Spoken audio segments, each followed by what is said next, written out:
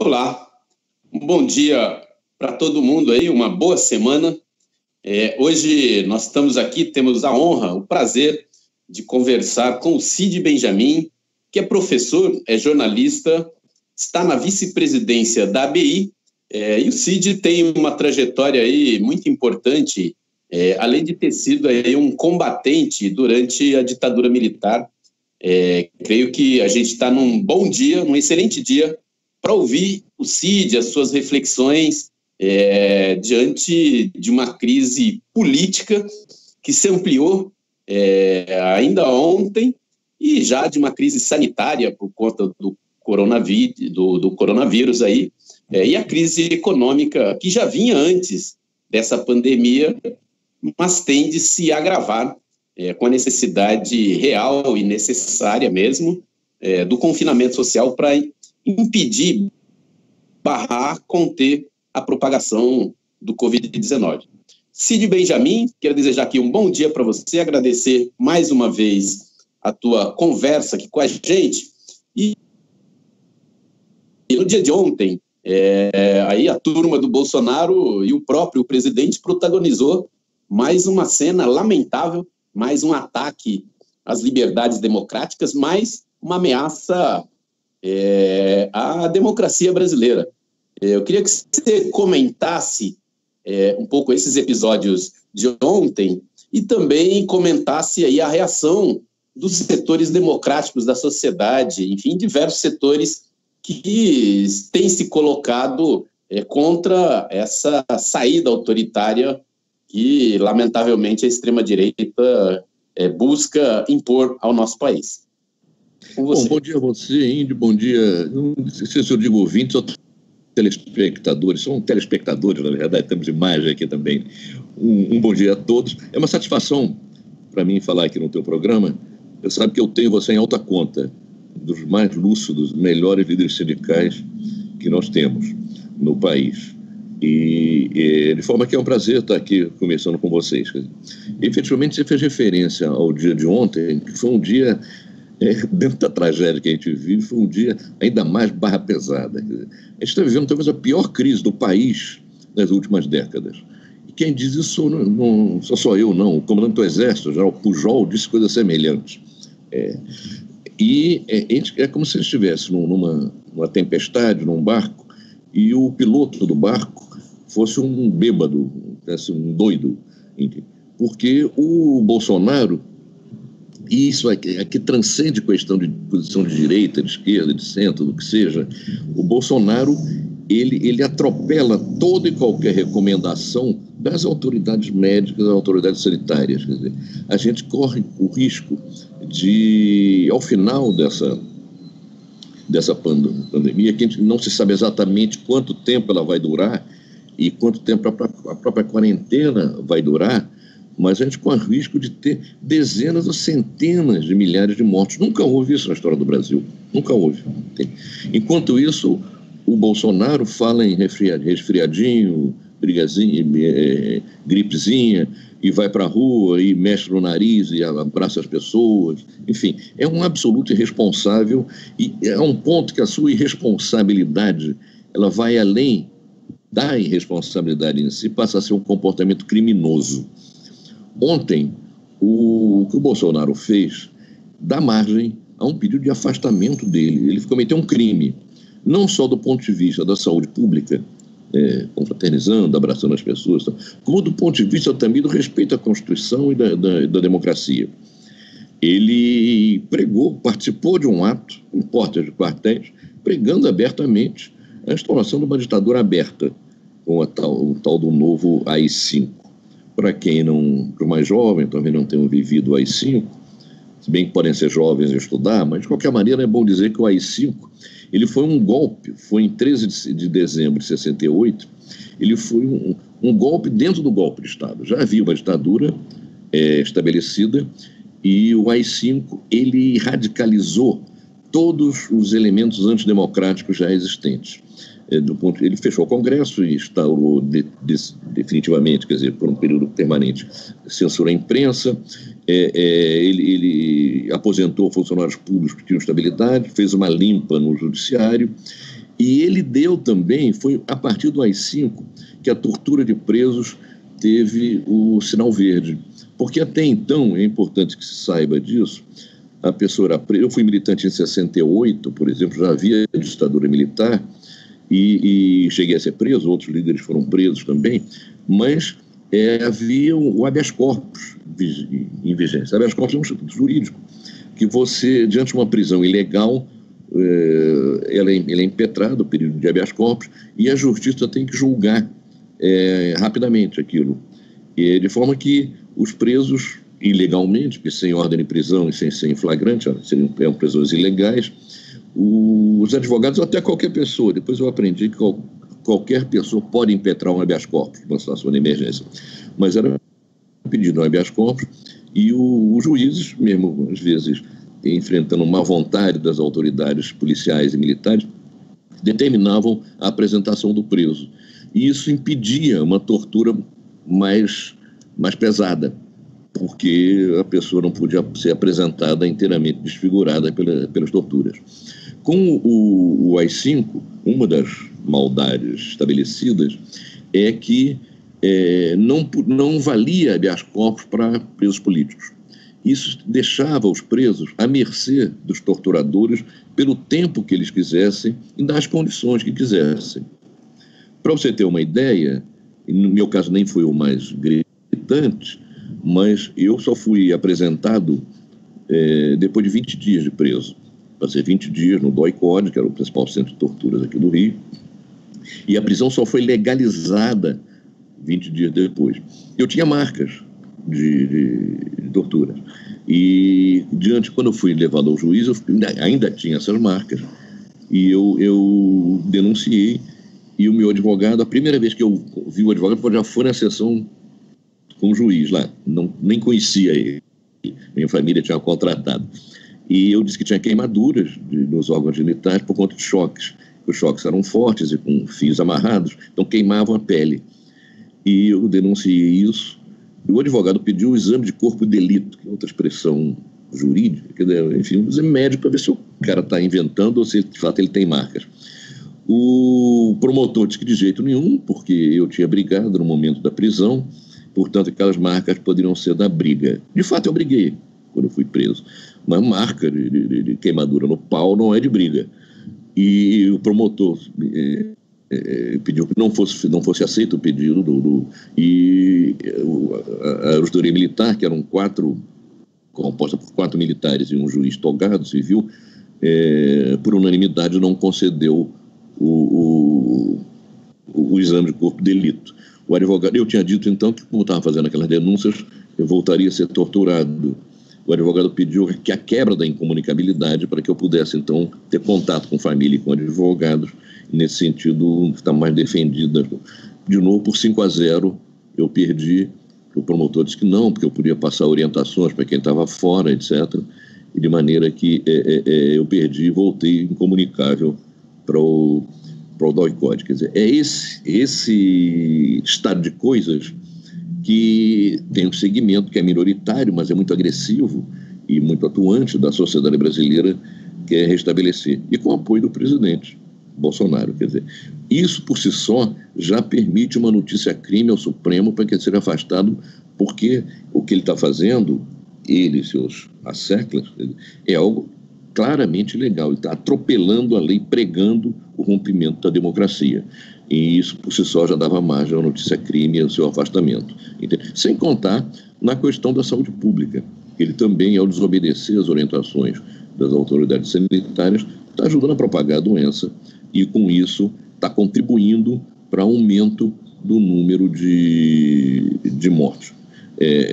Não só a contribuição direta que ele faz, ao estar abraçando e beijando pessoas nessa situação, como está também falando e defendendo uma posição contrária à precaução da quarentena. De forma que é uma situação muito difícil. A sociedade está demorando a reagir. Está demorando a reagir. Mas ela vai reagir. Eu só espero que a reação não venha depois que tenhamos centenas de milhares de mortos, porque seria, de fato, uma coisa absolutamente inaceitável sob todos os pontos de vista.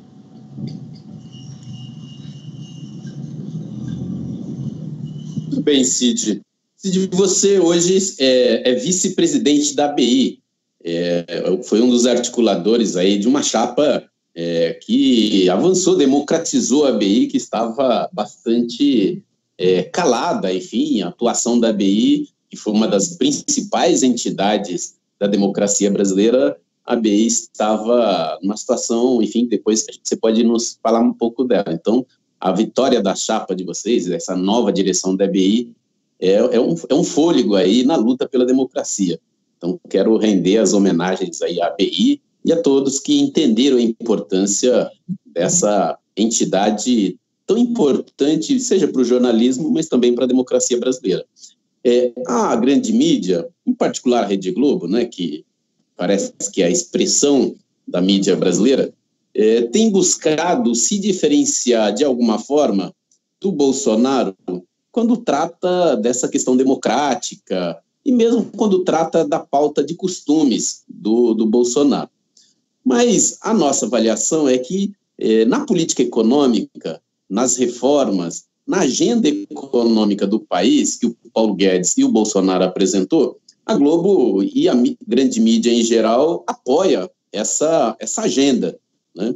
E parece que agora, com a pandemia, com um novo cenário aí econômico, é uma divergência, porque Bolsonaro quer, enfim, quer ignorar o isolamento social, né? Quer botar as coisas para andar, a economia, e a mídia tem aí se pautado pela orientação da OMS, da ciência, da área médica, o que é correto, né? Na tua avaliação, na avaliação de vocês da ABI, qual tem sido o papel da mídia nesse momento e quais são os desafios dos setores democráticos numa circunstância como essa, da necessidade de construir uma frente ampla, mas com um setor que, teoricamente, né, se contrapõe ao Bolsonaro na agenda autoritária, mas também mantém o apoio a uma agenda que, na nossa opinião, é de desmonte do Estado e de desregulação completa dos direitos sociais, das relações de trabalho no Brasil. Olha aí, a nossa posição é coisa de bom senso. Quando pudermos marchar juntos, marcharemos. Quando não pudermos marchar juntos, marcharemos separados. Quer dizer, nós temos, eu e o presidente da ABI, o Paulo Jerônimo, o PAG, tivemos reuniões com a direção de jornalismo da TV Globo para discutir a questão do papel do Bolsonaro, das suas tentativas antidemocráticas, etc. E não diria que é uma identidade absoluta, mas há muitos pontos de identidade. Quer dizer, efetivamente, a Globo tem feito um jornalismo muitas vezes bastante razoável. Eu, inclusive, mandei um zap para o diretor da Globo, depois de ver um jornal nacional, disse: estou gostando, tá? E não é porque não era de esquerda, não, mas estava mostrando o papel do Bolsonaro, o que ele está fazendo em relação à pandemia, entende? Há pontos que a gente não vai poder marchar junto com outros segmentos liberais. Eu falei da Globo, mas eu posso falar também do Rodrigo Maia, do Alcolumbre, enfim, de segmentos assim, entende? Quer dizer, em que temos divergências. O Rodrigo Maia, ele foi o principal articulador no Congresso para a aprovação dessas contrarreformas.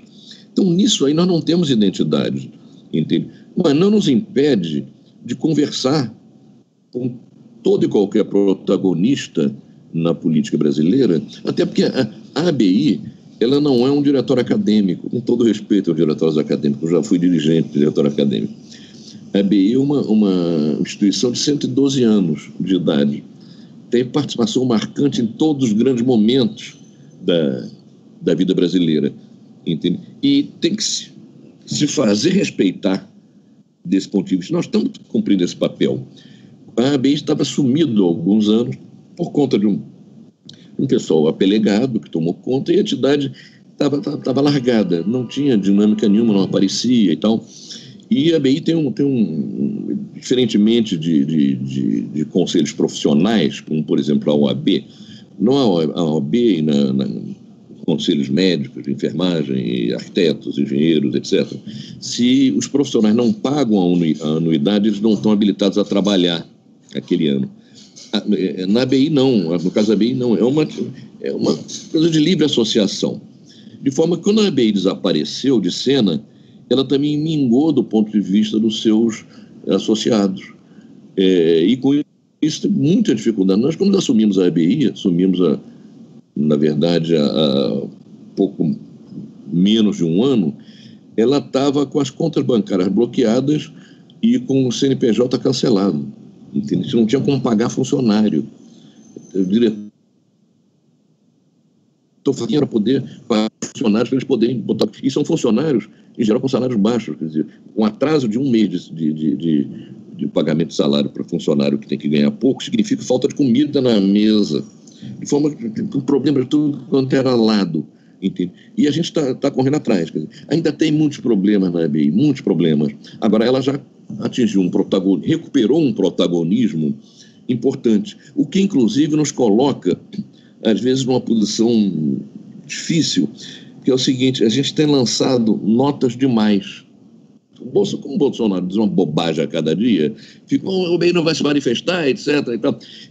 A gente está querendo diminuir a quantidade de notas que emite, para não vulgarizar esse instrumento. Mas a cobrança também. Para você ter uma ideia do nível de cobrança que a gente recebe, eu gosto muito de futebol e torço pelo melhor time das Américas, que ganhou a Libertadores, e no dia do jogo da Libertadores, jogo decisivo, ligou para minha casa um cidadão que eu não conheço. Ele se dizia jornalista, mas não devia ser, então, mas ele estava revoltado, estava até chorando, emocionado, porque um professor da rede pública tinha se suicidado por conta das condições de trabalho, condições salariais, etc. Era uma situação dramática, de fato. Agora, veja, era professor, não era jornalista. E depois viu-se, inclusive, que esse professor tinha problemas de depressão, etc. Mas havia uma cobrança que a ABI fizesse alguma coisa. E ele me ligou na hora do jogo do Flamengo com o River Plate. Eu tenho presido uma confraria de flamenguistas que vem para minha casa, a gente vê jogo, toma uma cerveja, fala bobagem e tal. E o pessoal chegando e o cara chorando que a ABI tinha que fazer. Eu disse, mas o que a ABI pode fazer? O professor já se matou, ele não ele é professor, não é jornalista. O que a ABI... E o cara diz, eu não sei, mas a ABI tem que fazer alguma coisa. Isso é uma impropriedade, mas mostra também uma certa recuperação da imagem da ABI. As pessoas acham... E a gente não pode fazer nada. Não pode fazer nada. Da mesma maneira, às vezes no Facebook, eu sou ativo no Facebook, até para sacanear o Botafogo, o Botinha, como você disse, as pessoas dizem, a ABI tem que fazer algo mais do que nota. Eu também acho. Nós já decidimos, inclusive, articular com outras entidades, quer dizer, de começar a discutir formas práticas de ver como é que a gente tira o Bolsonaro. Agora, nem todas as entidades topam. Eu não seria correto, não seria ético aqui eu falar de reuniões, já houve internas e tal, que entidades importantes se recusam.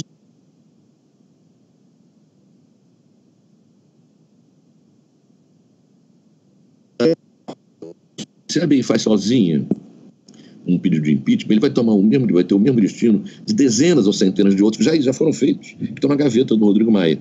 Porque o Rodrigo Maia ele tem que aceitar para começar uma tramitação, que depois tem que ter maioria qualificada na Câmara e posteriormente no Senado. Ou seja, você só tem um processo de afastamento, seja por impeachment, seja por crime de notícia-crime que o Senado, o Supremo julga, se você tiver pressão de rua, e não está se podendo ter pressão de rua por conta da quarentena.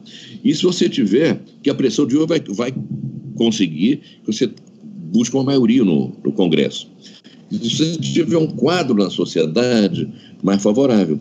Eu lembro que o Collor, quer dizer, principalmente depois que ele cometeu aquela bobagem mandando o pessoal ir de verde e amarelo, e o pessoal foi de preto para a rua naquele domingo, quer dizer, ele estava inteiramente isolado.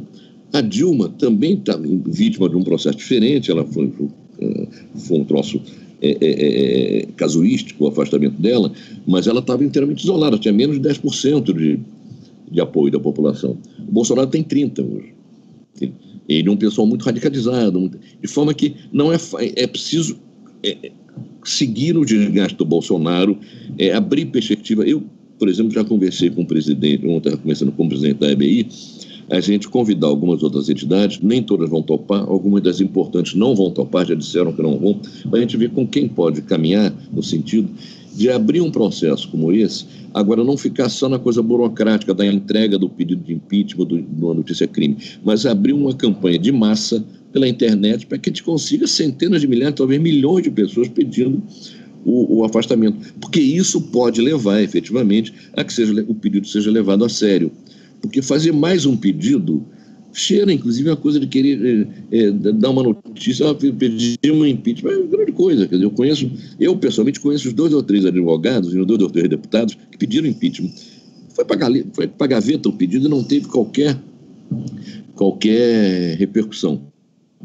Agora, é uma situação muito difícil, porque a pandemia atrapalha a mobilização, e o Bolsonaro, ele criou, isso inclusive é um elemento complicado, mais um complicador, ele criou, pela primeira vez desde o integralismo, ele criou um movimento de massas fascista, minoritário na sociedade, mas existe. A ditadura não fez isso. Ela poderia, talvez, tentar fazer no tempo do milagre, com o Médici, mas ela não se preocupou em fazer isso. E era verdade que, algumas vezes, o Médici foi ao Maracanã, ele gostava de futebol também, e foi aplaudido no Maracanã. Mas ela não se preocupou em criar um movimento de massas. Quer dizer, a violência não era uma violência de pessoas fascistizadas na rua, a violência era do aparelho do Estado. O Bolsonaro criou essa coisa estimulou a criação, já havia outros elementos, já havia elementos de um reacionarismo entranhado e submerso que veio à tona, mas você tem hoje milhares e milhares de caras de extrema-direita fascistas. Um movimento fascista que o Brasil não... Mesmo no tempo do integralismo, do Plínio Salgado, nos anos 30, ele não tinha uma expressão muito forte. E isso é uma complicação maior.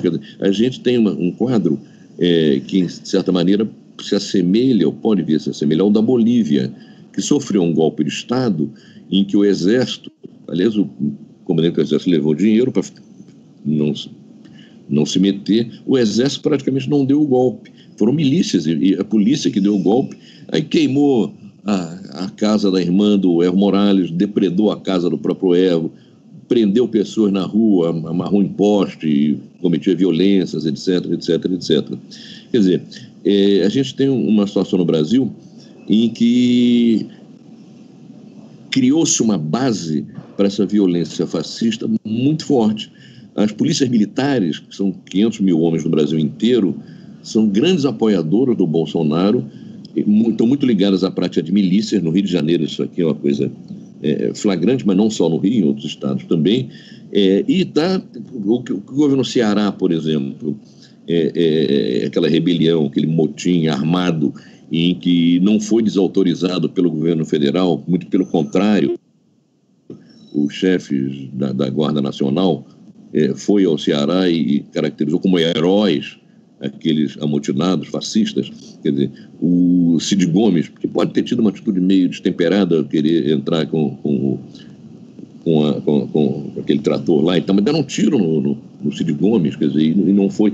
Acho, inclusive, eu conversei, inclusive, com dirigentes de partido de esquerda, eu penso que naquele momento eles deviam ter ido imediatamente para Fortaleza para solidarizar com o senador Cid Gomes, que foi alvo dos tiros e estava hospitalizado. Enfim, nós temos um quadro muito difícil.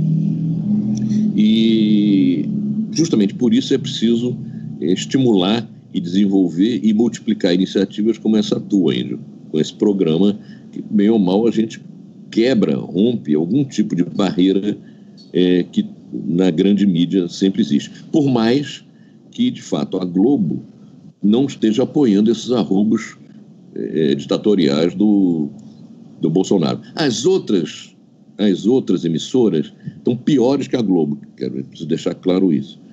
Além da programação ser de menos qualidade, elas namoram mais com o bolsonarismo, até porque o Bolsonaro amplificou muito a verba de publicidade para essas emissoras. Mas é um quadro difícil e que, mais do que nunca, é preciso militância, é preciso não esmorecer e é preciso, enfim, seguir em frente para defender a democracia, porque depois que a gente perde ela de forma completa, o restabelecimento é muito mais complicado.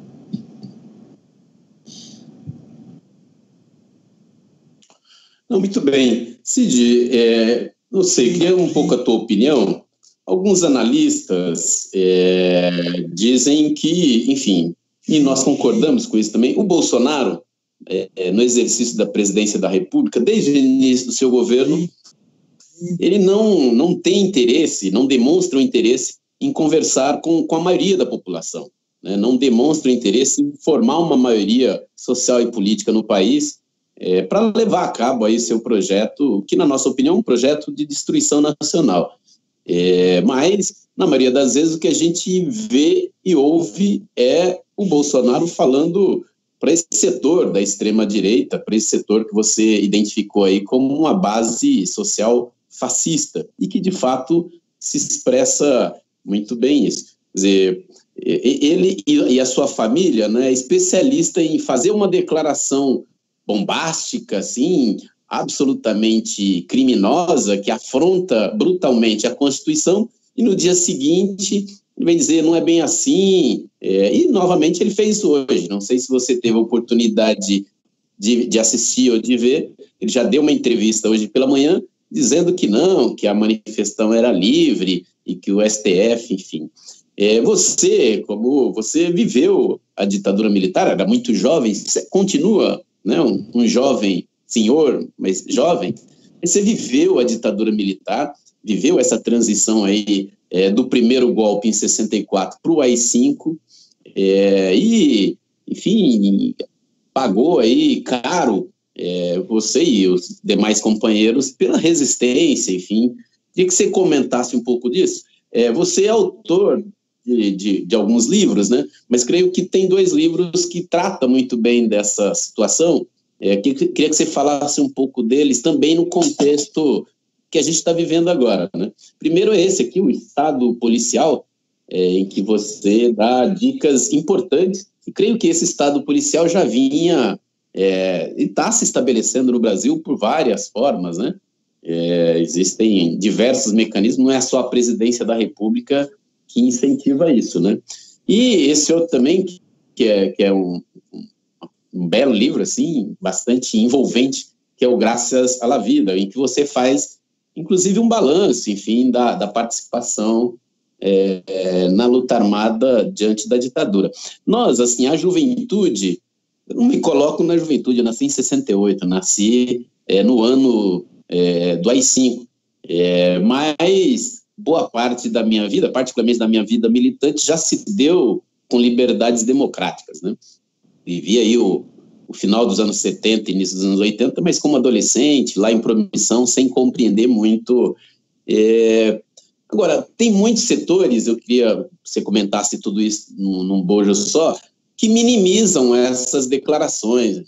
E há um professor da Universidade Federal de São Carlos, que estuda mais as estratégias militares, que diz que esse comportamento do Bolsonaro é uma estratégia militar de associação progressiva, né? Cada vez vai naturalizando uma saída ditatorial, vai naturalizando uma democracia, e a hora que a gente perceber, nós podemos já estar nela. Queria que você comentasse esse contexto conturbado. Um dia ele fala que é ditadura, no dia que não, mas isso vai jogando confusão. Creio que esse contexto não aponta para uma saída democrática, né? Ele aponta para uma saída autoritária, pelo menos do ponto de vista do presidente, da milícia e da sua turma que o apoia, né? Olha, o Bolsonaro não é um democrata, dizer isso aqui hoje.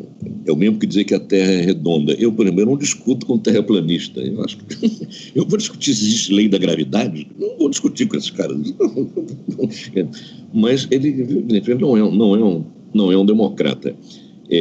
Mas mais do que isso, mais importante, o projeto dele é implantar um regime ditatorial. Ele pode conseguir implantar ou não. Agora, o projeto dele é implantar. E ele não faz segredo disso. E a franqueza é algo que deve ser reconhecida no Bolsonaro. Ele tem frases de, tinham que matar 30 mil, como na Argentina. No Brasil se torturou muito e se matou pouco. Quer dizer, só tem jeito esse país fechando o Congresso, enfim, se declara, inclusive, favorável à tortura. Enfim, ele é isso. E foi eleito surfando num sentimento de negação da política, da qual segmentos de esquerda tem que fazer uma autocrítica e refletir também, entendeu? A Dilma caiu e não tinha ninguém na rua para protestar por isso. Ninguém. Claro, ela botou um banqueiro, o Levi, para dirigir a economia, para fazer o que ela, na campanha, acusava que o Aécio faria se ganhasse. Entende? A questão da corrupção, eu tenho muitos amigos petistas, eu fui fundador e dirigente do PT, mas é uma questão que o PT não soube tratar com ela. Entende? Eu conversando com amigos petistas, eu disse, olha, na política, tudo que você fizer, você tem que poder justificar abertamente. Entende? Mesmo que seja uma coisa ilegal. Por exemplo, ocupação de terra, ocupação de imóveis, eventualmente você está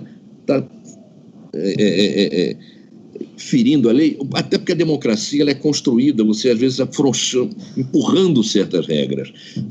Na ditadura era proibido fazer greve. No entanto, o exercício da greve ajudava a criar condições para que fosse legalizada a greve. Eu vou até mais longe. Eu, durante a ditadura, participei da luta armada e participei de uma quantidade muito grande de assaltos a bancos e a carros fortes. Era uma coisa abertamente ilegal. Agora, uma coisa que nós defendíamos a legitimidade disso. Tirar o dinheiro dos banqueiros para financiar a luta armada contra a ditadura que favorecia os banqueiros, etc. Foi uma estratégia errada. A gente não tinha condições de acumular forças a ponto de derrubar a ditadura e caminhar no sentido de um regime diferente. Então, foi uma estratégia errada e, por isso, cabe uma autocrítica. Agora, sob a conveniência política daquilo, não sob a legitimidade. Era legítimo empunhar armas contra a ditadura, isso era dito abertamente. Entende? A questão da corrupção não começou com o PT, evidentemente, e nem o PT foi o partido mais corrupto da história, até longe disso. Mas o PT entrou nessa dança, entende?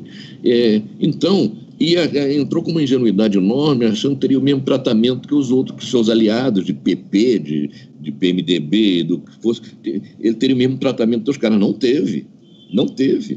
A imprensa e o judiciário foram muito mais duros, muito mais rígidos. Entende? E se você fizer hoje uma pesquisa de opinião pública, talvez apareça o PT como o partido mais corrupto dentre todos no Brasil, o que é uma injustiça com o PT. Agora, ele deu mole. E essa questão permitiu criar um sentimento antipolítica, entende? Que acabou desaguando no voto do Bolsonaro, no voto dos fascistas, em nome de uma moralidade da qual ele nunca foi defensor. Ele foi um cara mais sujo que pau de galinheiro. Agora, usou esse discurso. E até hoje, o PT não trata corretamente essa questão. Entende? O Lula diz, não temos autocrítica a fazer. Porra, você não tem. Depois dos governos petistas, 2 governos do Lula, um governo e meio da Dilma, bota tempo aí, quer dizer, você é sucedido pelo Bolsonaro, você tem um golpe, tira a Dilma e não tem reação popular, alguma coisa está errada nisso. A esquerda não errou em nada, o PT não errou em nada, entende? O PT aceitou, agora eu não sei, porque não tem muita gente interessada nisso e nem os dirigentes do PT têm acesso ao aparelho do Estado. Mas durante muito tempo o cara era dirigente do PT e lobista, consultor de grandes empresas em seus negócios junto ao Estado. Isso é um escândalo, O Mujica, que é uma bela figura humana, ele já disse, olha, você quer enriquecer? Tá bom, no capitalismo, corre atrás e enriqueça. Agora, enriqueça longe da política. Você querer enriquecer na política é complicado. Então, o PT tem um ajuste de contas a fazer internamente. E alguns dirigentes do PT tentaram aprovar em reuniões, congressos e convenções nacionais, etc., a proibição de que dirigentes fossem lobistas. Perderam, isso não foi nem pautado, não entrou nem em votação, porque ia afetar a imagem de alguns dirigentes históricos importantes, etc. Então, é preciso ver isso também. Quer dizer, eu acho que a gente tem que ajustar contas com o passado. Eu não me envergonho de ter participado da luta armada, ao contrário, me orgulho, mas eu digo que foi um erro.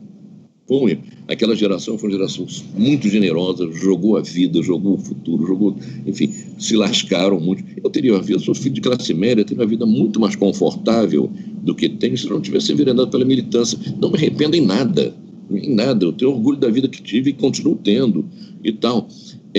Agora, isso não me impede de dizer, erramos politicamente, cometemos um erro. A luta armada no Brasil, naquelas condições, naquele momento, foi um erro. Isso tem que ser dito. E, inclusive, você aproveitar a experiência histórica. Entende? O PT não faz um balanço correto da sua... Não faz balanço nenhum, mas da sua experiência. E ele teve responsabilidade no desgaste da esquerda e no crescimento da direita, e, inclusive, na eleição de uma figura abominável, como é o Bolsonaro.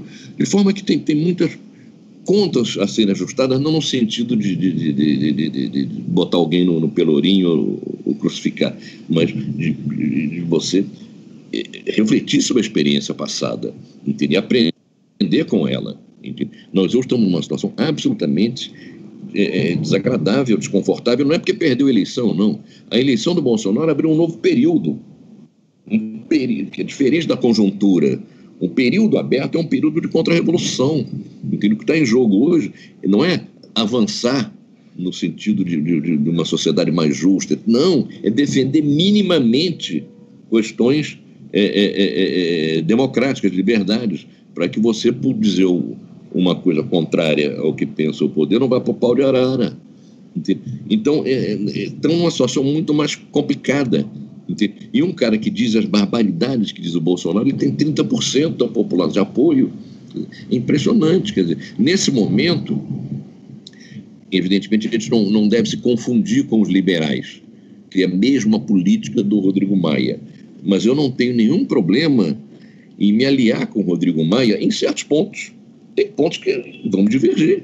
Ele defende as privatizações de tudo, Estado mínimo. Tudo bem que agora essa coisa do Estado mínimo sofreu um certo baque com a pandemia, mas ele defende isso tudo. Eu não defendo nada disso, mas tem pontos em comum. Então, nesses pontos comuns, vamos trabalhar. Nos outros, vamos divergir. Eu não vou deixar de combater o esvaziamento do SUS, feito, inclusive, por esses liberais todos, inclusive o Rodrigo Maia. Mas eu sei que o Rodrigo Maia, em certas questões, ele pode ser um aliado contra a ofensiva da direita. E eu farei esta aliança com ele. Nós, na ABI, fizemos um ato em julho, imagina, em defesa do Glenn Greenwald, quando o Bolsonaro ensaiou fazer um decreto para expulsar estrangeiros indesejados. Um decreto para expulsar o Glenn. Nós fizemos um ato na ABI que superou nossas expectativas, inclusive. E conseguimos uma declaração do Rodrigo Maia combatendo aquele decreto. E projetamos no telão aquilo. Não foi um ato, mas tinha 5.000 pessoas. O fila do lado de fora, lá. Tivemos que botar do lado de fora vários telões e tal. E projetamos uma mensagem dele como presidente da Câmara, contrário àquilo, e defendendo o Glenn, etc. Então, quer dizer, é um exemplo claro. Quer dizer, ao fazer isso, a gente não passou a adotar a política econômica que o Maia defende. Nada disso. Mas golpeamos juntos nessa. Tudo bem, vamos que vamos. Entende? Nós, na ABI, até porque a ABI tem uma história nesse papel, a ABI foi... A reunião para a fundação, criação da Petrobras, foi realizada na ABI no passado, nos anos 50, do século passado. Quer dizer, nós participamos de campanhas de defesa da Petrobras, etc, etc. Sabemos que nisso aí não vai ter aliança com os liberais. Não deixamos de fazer essas campanhas. Agora, onde a gente pode trabalhar com os liberais, trabalhamos, entende? Quer dizer, se depender da nossa vontade, assim como nós conversamos com a direção de jornalismo da Globo, conversaremos com o Rodrigo Maia, com o Alcolumbre, etc., ver que pontos comuns nós temos aqui, entende? O que está havendo? Inclusive porque um projeto ditatorial ele atropela interesses e posições dos setores liberais. A grande imprensa, não é que essa imprensa mais mequetrefe, tipo Record e tal, não, isso vai se dar bem numa ditadura bolsonarista. Mas a Globo, por exemplo, vai perder poder se houver uma ditadura. Você vai perder poder. Ela tem um poder muito grande hoje. Entende? E perdendo poder, possivelmente vai implicar, inclusive, uma certa perda de recursos, de dinheiro, de publicidade, etc. O STF, se houver uma ditadura, vai perder poder.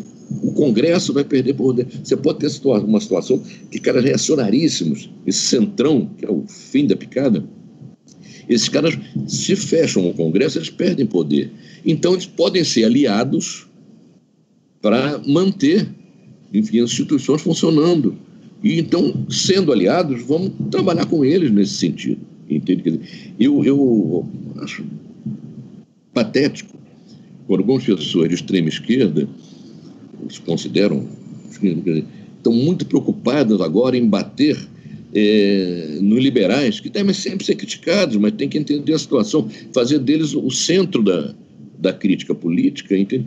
Vendo que daqui a pouco podemos ter uma situação que não vai ter nem liberal, nem esquerda, não vai ter nada podendo falar livremente, entende? De certa maneira, e não quero fazer uma projeção de que vai acontecer como aconteceu na Alemanha, mas a gente vive uma situação que se assemelha à da Alemanha em 1933, quando subiu o Hitler.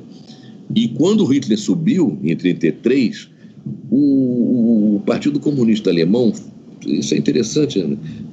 Naquela eleição, ele não tem maioria absoluta, o Hitler é regime parlamentarista, e a esquerda os conservadoristas não chegaram a acordo, ele foi escolhido primeiro-ministro. A partir daí fechou o regime, etc. E houve documentos do Partido Comunista mostrando o crescimento dos comunistas nas eleições na anterior e naquela. É um pouco, e olha, você sabe que eu sou filiado ao PSOL. O documento da direção nacional do PSOL, quando o Bolsonaro foi eleito, de balanço daquela eleição, se centrava no crescimento da bancada do PSOL e ter conseguido o número de deputados que precisava conseguir para não ser barrado na cláusula de barreira. Entende? Aí começa a dizer, não, porque temos tantas mulheres, tantos negros, negro acho que nem tem, mas tanta grande vitória, etc. Então, tá pegando as árvores e não está vendo o bosque que estava ali. Entende? Esse documento é escandalosamente ruim. E foi aprovado com larga margem. E por gente que eu respeito, que acho bons dirigentes. Mas é impressionante a cegueira. Entende? Nesse momento, tem uma questão que é central, que é garantir a democracia, sem deixar de dizer outras coisas. Não vamos deixar de falar da Petrobras, das privatizações, da política de segurança aqui no Rio, que o governador, enfim, gosta de defender tiro na cabecinha de garoto que está vendendo trouxinha de maconha e tal. Agora, o fato é o seguinte, quer dizer, tem uma questão central aí, e que o Bolsonaro demonstra isso a cada momento, e demonstrou ontem, que tem que ser enfrentada. Tem que ser enfrentada. Com quem estiver disposto a enfrentar do nosso lado. Com quem estiver disposto a enfrentar do nosso lado. Muito bem, Cid. Acho muito importante o reforço aí da necessidade de uma frente ampla em defesa da democracia, das liberdades democráticas, né? A Intersindical, nós somos uma central minoritária, como você sabe, enfim, foi fundada em 2014, mas a gente vem defendendo com muita ênfase a necessidade dessa conformação de uma frente ampla. Ainda que a gente tenha batido bastante. Essa semana, por exemplo, nós tivemos aí a atuação do Rodrigo Maia, juntamente com a turma do Bolsonaro, para aprovar o projeto da carteira verde e amarela, que é mais uma ação aí de desmontar os direitos trabalhistas, é mais uma reforma trabalhista, né? E, por outro lado, também nós nos posicionamos quando o ataque ao STF, mas essa semana ainda o STF decidiu aí, por maioria, que o patrão que quiser reduzir o salário dos trabalhadores pode fazer isso em negociação direta, sem passar pelo sindicato. quando a gente sabe que não existe negociação entre uma empresa e um trabalhador. O que existe é imposição, né? Não se pode, a própria Constituição é muito clara ao dizer que só uma negociação coletiva pode fazer isso, né? Agora, Mesmo sem dúvida... Não, mesmo passando pelos sindicatos, era um negócio complicado, porque a gente sempre defendeu, na esquerda, que o negociado não pode atropelar o legislado. Então, por exemplo, tem certas... Eu sou jornalista, e num dos jornais que eu trabalhei, o Jornal do Brasil, os salários um pouquinho melhores, eu tinha um salário bom, fui editor, né? Eles não assinavam a carteira. Quer dizer, eu contratava como pessoa jurídica. Com isso, abria a mão de uma série de direitos, férias dessa, porque eles até pagavam por fora, mas teoricamente eu não teria direito àquele tipo de... Eles abriram uma empresa em meu nome, e aí me pagavam como se fosse uma empresa prestando serviço a outra empresa. Quer dizer, então o acordado ali prevaleceu sobre o legislado, que era a lei, que é meus direitos como trabalhador. Eu tinha uma subordinação, eu me subordinava à direção do jornal, eu comandava a equipe toda lá, que subordinava a mim, eu cumpria a jornada de trabalho, etc. Era um funcionário comum, só não tinha carteira assinada. Pois bem, quando eu fui demitido, eu fui à Justiça, e a Justiça reconheceu que esses direitos que eu tinha, legais, não poderiam ser atropelados por um acordo meu com a empresa. Entende que, na verdade, eu não era uma empresa prestando serviço a outra empresa. Eu era um funcionário numa situação diferente. Ganhei tudo. Claro. Enfim, ajudar a pagar um apartamento que estava comprando, quando ganhei essa indenização. Demorou a beça. O seu trabalhista demora. E ela agora está acabando o direito de trabalho, está acabando o seu trabalho. Mas o fato é que ela não era hostil ao empregado. Muitas vezes o empregado ganhava lá, demorava para receber. Se ele tivesse um colchãozinho de reserva para esperar, ele ganhava com correção, etc. e tal. Isso está acabando. E Rodrigo Maia é a favor de acabar com isso tudo. Entende? Então, nessa aí, não só a gente não vai estar com ele, como a gente vai criticá-lo. Eu, inclusive...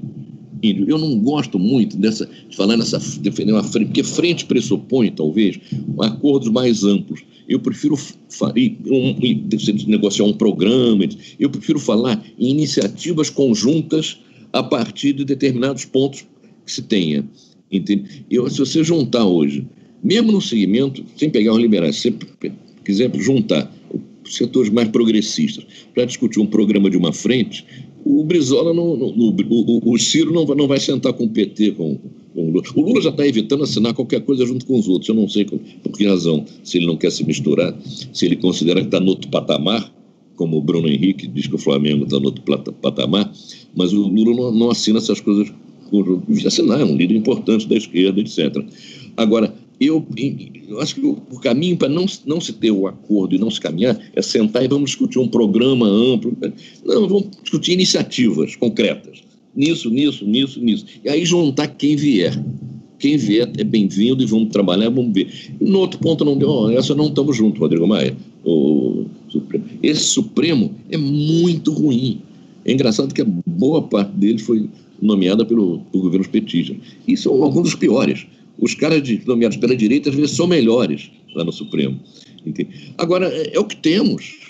É aquela história, entende? Quer dizer, você hoje concentrar o fogo no Supremo, entende? É desconhecer que, bem ou mal, ele, até porque perderia poder numa ditadura, o Supremo, ele pode ser um aliado, e está sendo, contra várias tentativas autoritárias do Bolsonaro. De forma que é preciso, muitas vezes, um discurso supostamente mais radical é um discurso de uma cegueira muito grande. Entende? Você fazer um acordo com fulano, né, em certo momento, você não vai estar... não vai pegar o vírus direitista dele, não. A história está cheia de acordos em que são feitos.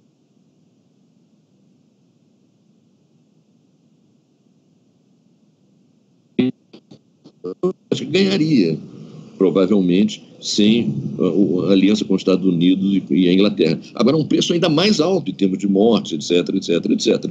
Então, e olha que O Roosevelt nem era tão ruim, mas o Churchill era um exemplo do colonialista, o reacionário, etc. Portanto, foi feito um acordo. Na Revolução Chinesa, houve a invasão japonesa. Havia uma guerra civil entre as forças de esquerda, com Mao Tse-tung, e a de direita, com Chiang Kai-shek. Bem, essas duas forças chinesas fizeram uma aliança para combater os japoneses. Quando acabou a Segunda Guerra Mundial, os japoneses foram expulsos da China, a guerra civil chinesa continuou e a esquerda ganhou. Mas não deixou de combater a invasão japonesa, fascista, militarista, junto com o Chiang Kai-shek, as forças da direita chinesa. Então, tudo tem que ter uma análise concreta das coisas. Entende? Hoje, você centrar o fogo nos liberais é uma cegueira. Você deixar de criticá-los é outra cegueira. Entende? Você tem que ser contra a carteira verde e amarela, tem que ser contra essa coisa, e falar e votar, etc. E tal. Agora, entendendo que na questão democrática, o Globo, o Jornal Nacional, tem feito boas edições, não só do ponto de vista da política, combatendo arroubos totalitários do Bolsonaro, como do ponto de vista do combate à pandemia também. Jornalisticamente, os caras são competentes, têm feito bom jornalismo na questão do coronavírus, precaução, etc. E tal, enquanto o Bolsonaro e outras figuras ficam chamando de gripezinha, de resfriadinho e tal. Enfim. Claro, não, é importante, acho que a gente chama de frente, mas é isso mesmo. E a defesa é algo muito importante, né?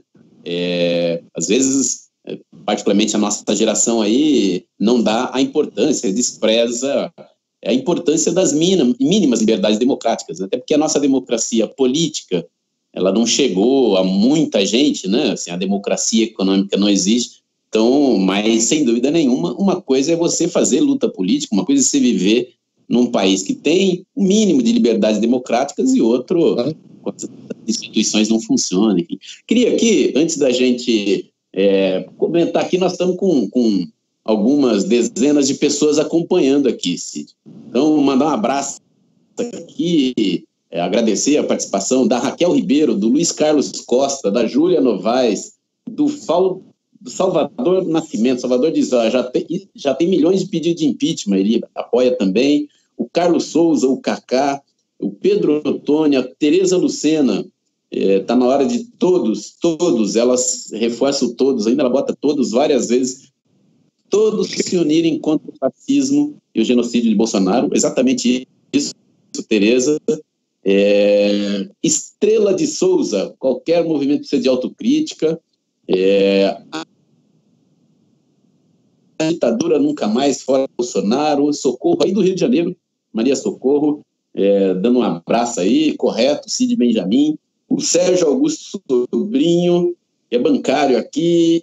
O Valdevir Roberto Santana, fora Bolsonaro. Maria Cineide, lá de Natal, dando um bom dia para todo mundo. A minha mãe aqui, ó, Valdelice Carneiro, minha mãe. Um abraço, então, olha, como é o nome dela, dona Valdelice? Valdelice, manda um abraço, que ela está lá em Promissão. Olha, a senhora tem todas as razões para se orgulhar do seu filho, viu? Uma grande figura aí.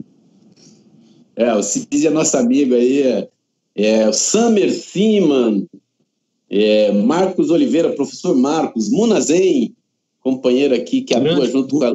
Um beijo para a Muna também.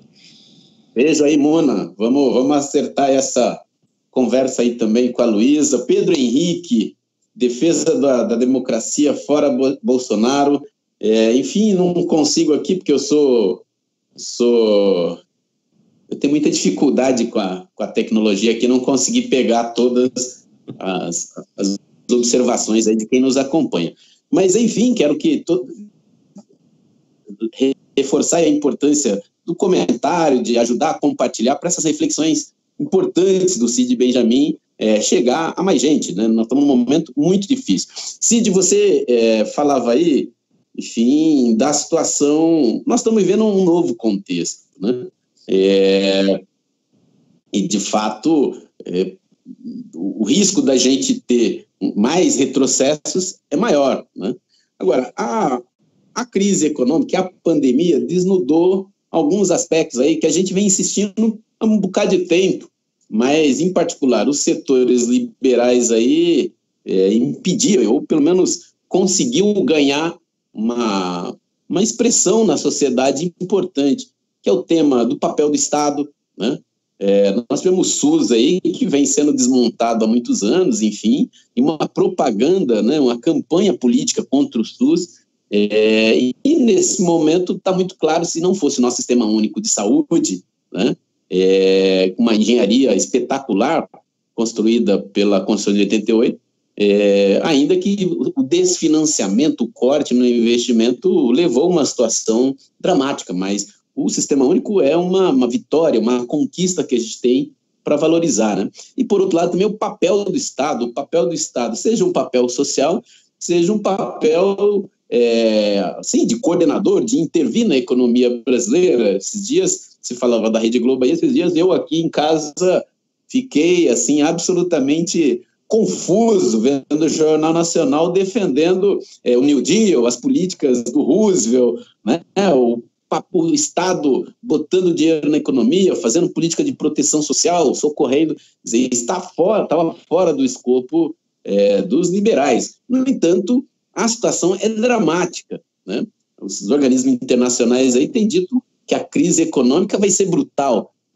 Conversei aqui esses dias com o professor Luiz Gonzaga Beluso, que é uma das referências aí no pensamento econômico do Brasil, e ele disse que se o governo, se o Paulo Guedes e o Bolsonaro insistir nessa toada, ou seja, se negar a ter uma política forte do Estado entrar com grana, né? Seja na proteção social, seja impedindo demissões, seja valorizando o poder de compra das famílias, seja também buscando mecanismos para socorrer a pequena e média empresa e até intervir em setores estratégicos. Claro que não dá para aceitar e que transfira bilhões, trilhões para o capital financeiro, enquanto quer dar R$200 para a população mais pobre, né? E, por outro lado, também, a gente tem debatido duas questões na Frente Povo Sem Medo e na Frente Brasil Popular, e aí eu devolvo para você, que, na nossa opinião, é muito importante. Primeiro, o papel da solidariedade, né? A pandemia também, essa nova situação, seja a crise sanitária, mas também a crise social, coloca o papel da solidariedade humana, solidariedade de classe, solidariedade entre as pessoas, num lugar especial, diferente desse neoliberalismo, do individualismo que imperou nos últimos 30 anos no Brasil. Eu queria que você comentasse um pouco disso. Os movimentos sociais têm tido muita iniciativa de solidariedade, e nós estamos tentando, enfim, articular tudo isso, coordenar essas ações, para também avançar na conscientização da população e dessa massa. E, por último, nós temos defendido aí a taxação das grandes fortunas como um mecanismo, não único, né, mas um mecanismo importante de fazer justiça tributária e de cobrar de quem tem, né? Chega de cobrar dos assalariados ou de quem, enfim, sequer tem salário, mas vai lá no mercado comprar 1 quilo de arroz e paga imposto, enquanto os bilionários não pagam nada, né? Então, assim, para fechar essa questão meio confusa, mas dizer, nós, diante de uma crise como essa, qual é o papel da esquerda, né? Qual é o papel das esquerdas, dos setores populares, dos setores democráticos, para a gente impedir o retrocesso social, para a gente impedir o retrocesso democrático, mas também para avançar, se é que é possível, avançar na construção de uma sociedade mais justa, igualitária e democrática que a gente tanto necessita, né? E você colocou uma série de questões importantes sobre as quais eu poderia opinar, mas aí a gente ia ter mais 40 minutos de programa aqui. Em relação à questão da solidariedade, é o que eu conversei recentemente com o Guilherme Boulos, companheiro porque eu tenho um grande apreço e grande admiração, e ele estava contando, enfim, o trabalho feito pelo conseguindo ajuda material, mantimentos em geral, não só de comida, mas material de limpeza também, para as camadas mais vulneráveis, como está se chamando agora os pobres. Eu acho isso tudo muito bom e acho, inclusive, ajuda a educar. Solidariedade é um sentimento muito bom. Agora, eu insistia com ele o seguinte: um esforço maior até do que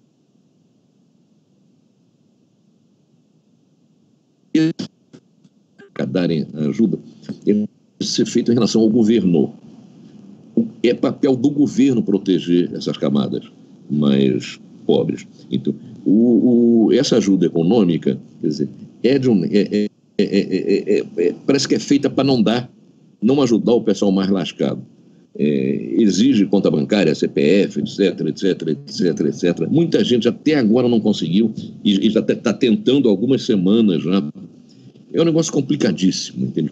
Tem uma charge, eu esqueci quem fez a charge, mas era de 3 moradores de rua, maltrapilhos, sentados na sarjeta, e um deles pergunta ao outro: fulano, você já baixou o aplicativo? Quer dizer, porra, sabe, é brincadeira, os caras nunca viram um computador de perto, entende? E eu lembro que o Estado tem mecanismos mais ágeis para fazer isso. Na Argentina, por exemplo, o Exército está fora dos quartéis, não para reprimir quem quer que seja, está ajudando em ações sociais. Entende? Porra,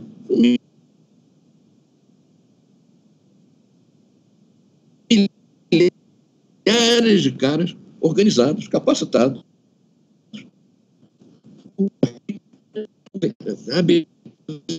Mais uma nota, a gente fica escravo dessas notas, mas quando surgiram todas as especificações e exigências para que os pobres se candidatassem a receber essa ajuda, a gente lembrou uma experiência feita em 29 e 30 nos Estados Unidos, com a quebra da economia, e depois, no início dos anos 40, na Europa, em vários países, com a economia destruída também. O Estado serve comida na rua. Um sopão, enfim, arroz, feijão, que seja uma vez por dia, entende? Que seja uma vez por dia, organizando, botando forças da polícia, do próprio exército, para não deixar ter aglomeração. Aglomeração não, garante, pelo menos, um prato de comida por dia para as pessoas, entende? E outro dia saí, eu estou respeitando muito a quarentena, porque eu não quero dar mole para o vírus. Mas eu fui abordado por moradores de rua embaixo da minha casa. Eu moro num bairro de classe média no Rio de Janeiro, não é bairro de rico, nem é muito lascado. E o morador me pediu se eu podia dar um dinheiro. Eu, entendendo a situação dele, dei R$10, que é muito mais do que geralmente se dá para...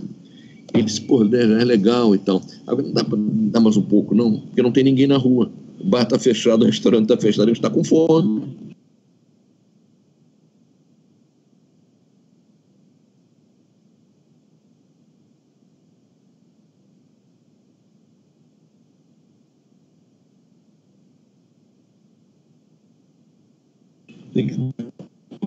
É bom fazer isso tudo, agora não ficar nisso aí só.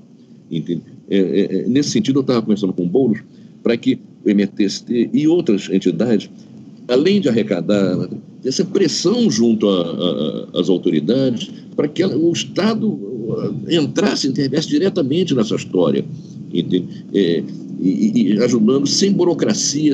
O Paulo Guedes, francamente, para ele, se morrerem aquela cara dele, quer dizer, são números ali. Esse ministro da Saúde, parece sair da família Adams, ele diz que não, porque eu vou comprar respirador agora, o que eu vou fazer? Onde é que eu vou, depois que acabar a pandemia? Eu, como sou uma pessoa educada, e no Facebook eu disse, olha, eu sou um cara educado, eu não vou dizer onde você vai enfiar, não, esse respirador, depois que eles salvarem as vidas. Agora, porra, a visão do cara é cifrão, sabe? Não é um bom investimento, porque eu vou usar durante 6 meses. E quantas vidas vão ser salvas nesse sentido? Olha, é impressionante. Agora, você disse uma coisa importante, que é o seguinte: diminui o espaço para aqueles caras que querem destruir o Estado e acabar com investimentos sociais, fazer corte de gasto, corte disso, corte na saúde, corte na educação, corte na segurança, vai diminuir o espaço depois dessa pandemia, porque está claro que não fosse o SUS, a gente estaria numa situação muito mais complicada. Aliás, eu quero deixar claro aqui uma coisa, eu odeio o estilo norte-americano, estadunidense, eles se acham o máximo. Agora, o país mais rico do mundo, que não tem um sistema público de saúde, que um cidadão morre diante de um hospital, se ele não tiver um plano privado, ele vai ficar na sarjeta, não vai ser atendido. Isso, olha, o mínimo que você pode pedir numa sociedade civilizada é que proteja os pobres, os doentes, os velhos, as crianças. Entende? E aí você pega o outro lado, o exemplo de Cuba, um país com pouco mais de 10 milhões de habitantes, lascado, há décadas, um bloqueio que não deixa ela comprar nada, inclusive medicamentos ela não pode comprar. Nesse momento, dá um exemplo de solidariedade, tem médicos cubanos no mundo inteiro e sendo super aplaudidos, elogiados, porque fazem medicina de verdade, pensando no ser humano. Entende? E aí eu chamo a atenção de que socialismo não pode ser só você atender os velhos, as crianças, da educação e da saúde. É isso. Mas tem que ser mais do que isso. Tem que criar novas mentalidades, novas pessoas, outras cabeças. Nesse sentido, os cubanos estão dando uma demonstração do que é você ter uma sociedade que cria gente diferente, pessoas diferentes, que são solidárias e que não está pensando só no cifrão, no dinheiro e se lixando para o outro ser humano que está morrendo ao seu lado. Eu acho que o mundo já teria várias dívidas com Cuba. Agora, depois dessa pandemia, o papel que Cuba e os médicos cubanos estão jogam uma responsabilidade muito grande para os povos, os países de todo o mundo, de fazer uma campanha internacional pelo fim do bloqueio. É um negócio absurda, porque uma empresa que faça negócios com Cuba fica proibida de fazer negócio com qualquer empresa americana. O navio que aporte em Cuba não pode parar. Então, isso aí, no comércio internacional, é impressionante. Parou recentemente um navio em Cuba, eles abriram mão, um navio inglês, que tinha 4 ou 5 passageiros infectados, e nenhum país, nem os Estados Unidos, grande aliado da Inglaterra, permitiam que o navio parasse na Cuba, disse, pode vir para cá. Parou lá, trataram dos caras, etc. E tal. Esse mesmo navio, amanhã, vai ser proibido de parar contra o bloqueio americano. Entendeu? Então, é alguma coisa que é uma dívida da humanidade com os cubanos, fazer uma campanha pelo fim do bloqueio. Muito bem lembrado aí a importância de Cuba, enfim, do seu processo, particularmente na medicina, né? Nós estamos, inclusive, acertando aqui os detalhes para conversar aqui também numa live com uma autoridade de Cuba sobre os mais médicos. Temos aí as nossas relações internacionais, o companheiro Big, que é o nosso secretário de Relações Internacionais, nós estamos ajustando isso para nos próximos dias ter oportunidade aqui de conversar com um cubano, nos falar um pouco essa ação tão importante de solidariedade e de demonstração de que é possível, né, Cid? Apesar de um país estar absolutamente sob cerco, uma guerra econômica, um bloqueio econômico há décadas, e ainda assim conseguir garantir dignidade para o seu povo e um gesto de solidariedade internacional. Cid, tomamos aqui bastante do seu tempo, 1h10, então queria te agradecer de novo, lembrar que essa clivagem que a gente tem adotado aí de bater no Bolsonaro, né, de valorizar a unidade com os liberais, nós temos buscado seguir, mas hoje, estava vendo aqui a TV, o Senado está discutindo lá se vota ou não vota a carteira verde e amarela, enfim, então nós estamos nessas duas frentes, né? Tem um companheiro nosso, o Arthur que fala que é uma frente, você tem que ter, esqueci aqui o termo que ele usa, né? Mas na democracia, pela democracia nós estamos com esses, pela agenda econômica nós estamos com aquele, eu acho que é esse sentido que você deu. Eu queria agradecer bastante a tua reflexão, essa conversa que você teve conosco aqui, e deixar aí você à vontade para fazer as suas considerações finais, para dar um pouco aí, deixar uma mensagem de esperança. O período não é fácil, né? Mas acho que, enfim, a tua opinião, a tua reflexão é muito importante aí para fortalecer a nossa luta, que é coletiva. Então, agradeço demais o Cid, peço de novo aqui, quem tiver a oportunidade, se puder comprar os livros do Cid aqui, né, o Estado Policial é importante para a militância ler, entender os limites aí da democracia, os riscos que nós estamos vivendo, e Graças à Vida, que é um belo livro, consegui ler no primeiro dia do confinamento, viu, Cid? Eu confesso que não tinha conseguido ler Graças à Vida aqui, enfim, uma reflexão muito importante. Lembrando aí, não sei, você evita falar, mas o Cid Benjamin foi, de fato, muito jovem ainda, mas quem protagonizou aquela ação que a turma considera hoje, faz um balanço, mas foi necessária para libertar os presos políticos da época, que foi o sequestro do embaixador norte-americano, o Cid, um jovem aí, 21 anos você tinha, né, Cid? Mas, enfim, pois muito jovem. Então, o Cid tem uma história muito importante, apesar do Gabeira ter, né, saído, aquela coisa lá, na verdade aquilo era, né, só um fanfarronice, né, quem colocou a mão na massa, quem, enfim, enfrentou a repressão, foi esse companheiro que hoje conversa aqui com muita honra com a gente aqui.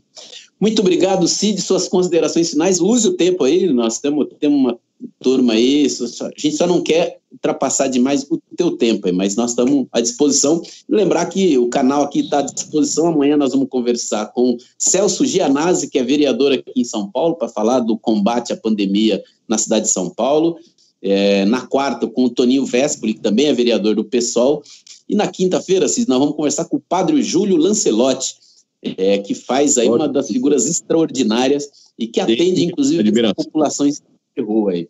Então, queria aqui deixar um abraço e passar para você para as considerações finais aí. E agradecer mais uma vez. Tá, olha, eu estou com muito tempo, né? Estou em quarentena, mas não vou abusar da paciência dos nossos telespectadores. Primeiro, uma correção: eu não protagonizei o sequestro do embaixador americano, eu participei do sequestro. E, aliás, quer dizer, também não fui o idealizador. A ideia do sequestro nasceu de uma conversa minha com o Franklin Martins, quando eu estava com pontos de rua, e passou o carro do embaixador de forma muito pouco protegida. E nós estávamos já... Tinha preocupação de como libertar presos, o pessoal ficava preso sem julgamento, ou julgamento em situações absolutamente injustas, enfim, alguns sob tortura ainda, e a gente estava na nossa cabeça até aquele momento, a forma de libertar os presos seria fazer ataques a quartéis, que era uma coisa mais complicada operacionalmente. Quando passou o embaixador, na conversa entre nós, nos demos conta, olha aí, se a gente fizesse um preso tão importante para a ditadura, que eles trocassem por presos nossos. E aí surgiu a ideia e nós fizemos o sequestro. Depois o Gabeira participou também. Ele talvez ele tenha exagerado a participação dele no livro que escreveu, mas ele participou. Não é justo dizer que ele não fez nada. Ele morava na casa em que o embaixador foi guardado e continuou ficando lá. Enfim, se comportou com coragem. Em momento nenhum ele demonstrou covardia. E a casa foi descoberta. Então não era uma situação muito fácil, mas ele teve um comportamento corajoso. Bom, sobre a questão da imprensa, então, eu quero dizer o seguinte, eu vou tratar de ser rápido. Liberdade de expressão no século XXI, já era no século XX, mas no século XXI significa você ter liberdade de expressão nos meios eletrônicos. Quer dizer, não é você poder montar um jornal ou uma revista impressa, não é isso. É isso também, mas não é principalmente isso. É você democratizar rádio e TV. E por que democratizar? Por que se fala isso? Porque rádio e TV, no mundo inteiro, são concessões do poder público para pessoas que vão explorar. E por que que é assim? Porque tem que ser assim. Porque há uma limitação objetiva. Você não pode ter uma quantidade ilimitada de rádio, de emissora de rádio e TV no espaço físico, vai ter interferência, ninguém fala mais para ninguém. Então o poder público intervém, determina regras para dar essas concessões e distribui essas regras, distribui essas concessões, que são revistas periodicamente, etc, etc. Então, no Brasil, esse processo de concessão foi absolutamente concentrado e injusto, usado, inclusive, como moeda de troca. O Sarney, para conseguir o 5º ano de mandato, através do Antônio Carlos Magalhães, que era seu ministro de Comunicações, distribuiu concessão de rádio e TV por aí, enfim. Mas é outra história. O fato é o seguinte: o fato de que hoje existe computador, internet, redes sociais, que abrem um canal de expressão importante, que tem que ser mais aproveitado pela esquerda, não tira a importância das concessões eletrônicas de rádio e TV. Nós estamos falando aqui, vamos falar algumas centenas, talvez até poucos bilhares de pessoas, mas às 8h30 da noite, o Jornal Nacional vai falar para 5 milhões de pessoas. Entende? E olha que não tem o jogo do Flamengo em seguida. Porque quando tem a novela e depois tem o jogo do Flamengo, a audiência cresce. O pessoal já fica esperando o jogo, vendo o Jornal Nacional. Mas então, é preciso discutir essa coisa. Quer dizer, é muito bom rede social, muito bom, mas não temos que... Uma sociedade democrática tem que democratizar os meios de comunicação. E no Brasil, eu duvido quem aponte alguma das emissoras comerciais, e as públicas, menos ainda, que hoje não, que tenham tratado a questão das reformas de uma maneira democrática. Eu duvido que alguém aqui diga que viu uma posição contrária à reforma da Previdência na TV ou no rádio. Nunca, nunca. Com exceção de um outro programinha de rádio. O Paulo Passarinho tem um programa de manhã na Rádio Bandeirantes AM, aí lá tem uma posição contrária, mas televisão, esse canhão que atinge milhões de pessoas, não entra, quer dizer, não entra, Então, democratizar o país implica democratizar isso. E aqui eu vou ser obrigado a de novo dizer, o PT teve uma boa chance de entrar nisso aí e se acovardou. O PT sequer aceitou que a Telesur entrasse aqui no Brasil, com medo de não mexer com o Ciro Gomes, que se apresenta como muito valente, quando essa questão surgia no debate, ele dizia, não, nisso eu não me meto em questão de telecomunicações, que isso é muito complicado, ele dizia abertamente isso. Né? Ou seja, e essa é uma questão absolutamente fundamental para quem disputa a hegemonia numa sociedade. O exército vai para a guerra, tem que ver seus canhões, seus aviões, seus navios, seus fuzis, etc., sua infantaria. Nós, para disputar corações e mentes, temos que ter nossos canhões são os meios de comunicação, a forma como a gente vai expressar as ideias, etc. Para encerrar, eu quero fazer um chamamento aqui com uma lembrança histórica. A situação está muito ruim, é possível que piore, sempre pode piorar. Enfim, não quero dar exemplos pessoais, mas a situação que você está individualmente numa situação difícil e vai piorar, pô. Você está tomando choque e vê o cidadão chegando lá com um balde d'água para te molhar e o choque piorou. Parecia que não podia piorar, estou pendurado no pau de arara, tomando vinho, o outro cara vai me molhar. Puta merda. Então, sempre pode piorar. Mas quero chamar a atenção também de que a humanidade viveu situações muito mais graves e deu a volta por cima. Imagina o que era viver no leste europeu, na parte oriental, a parte oeste da União Soviética foi ocupada pelos nazistas a partir de 41. Entende?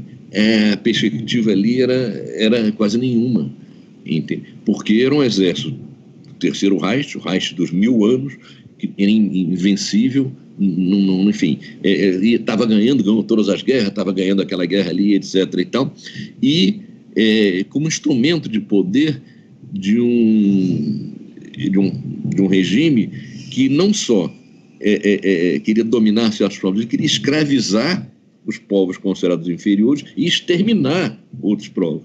Isso em 41, 42, em 45, a bandeira vermelha foi hasteada no centro de Berlim. Então, as coisas às vezes estão muito difíceis, mas acabam mudando. Agora é preciso lutar por isso. É preciso não baixar a guarda e continuar lutando e se esforçando para que a situação mude. Ela não vai mudar espontaneamente, mas ela vai mudar. Amanhã vai ser outro dia.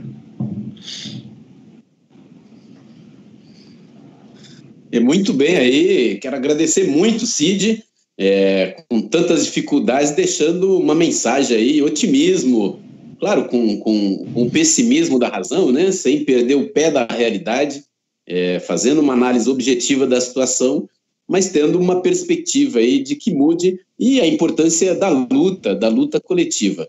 Então, e lembrar também, e nós nos somamos, Cid, a importância do debate aí, da democratização dos meios de comunicação, em particular, como você disse aí, dos meios eletrônicos, né, que de fato é uma concessão pública e não pode ser a serviço aí, como a gente tem visto, do capital financeiro, do rentismo, que em regra bancam essas emissoras, enquanto que a população brasileira, enfim, as pessoas não têm liberdade de expressão, né? A gente brinca no movimento, não sei, que é liberdade de empresa, né? E não exatamente liberdade de imprensa.